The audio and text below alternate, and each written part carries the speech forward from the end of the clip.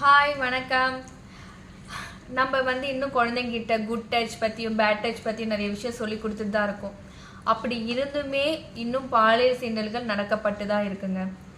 So இந்த பாலியல் சீண்டல் தடுக்கணும் அப்படிங்கும்போது எவ்வளவோ நடவடிக்கைகள் எடுத்தாலுமே இன்னும் சிறு சிறு குழந்தைகள், அதுவும் என்னன்னா சொல்ல முடியாத குழந்தைகளை தான் மோஸ்ட்லி டார்கெட் பண்ணுறாங்க. ஏன்னா அவங்களுக்கு அந்த விவரம் அந்த அளவுக்கு தெரியாது அப்படின்னு சொல்லிட்டு. ஸோ அப்படி விவரம் தெரியலனாலும் சொல்ற அளவுக்காவது வீட்லயாவது அந்த குழந்தைங்களுக்கான இடம் கொடுத்தீங்கன்னா அந்த குழந்தைங்க எமோஷனலா சொல்ல வருவாங்க. இல்லைன்னா அந்த குழந்தைங்களுமே மனதளவில் ட்ரிகர் ஆகி என்ன ஆச்சு நம்மளுக்குன்னு அது புரிதலே இல்லாம அதுங்க மனதளவுலையும் கஷ்டப்படுறாங்க. ஸோ தயவு செஞ்சு வீட்டில் இருக்கிற குழந்தைங்க கிட்ட நல்லா மனசை விட்டு பேசுங்க. அவங்களோட உள்ளுணர்வை புரிஞ்சுக்கிற அளவுக்கு கெப்பாசிட்டியோட இருங்க. என்னதான் ஒர்க்குன்னு சொல்லி நீங்க போனாலும் பின்னாடி திரும்பி பார்த்தீங்கன்னா அந்த குழந்தைங்க வளர்ந்துருப்பாங்க. ஸோ வளரும் போதே அவங்க கூட டைம் ஸ்பெண்ட் பண்ணுங்க. So take care. தேங்க்யூ. பாய்.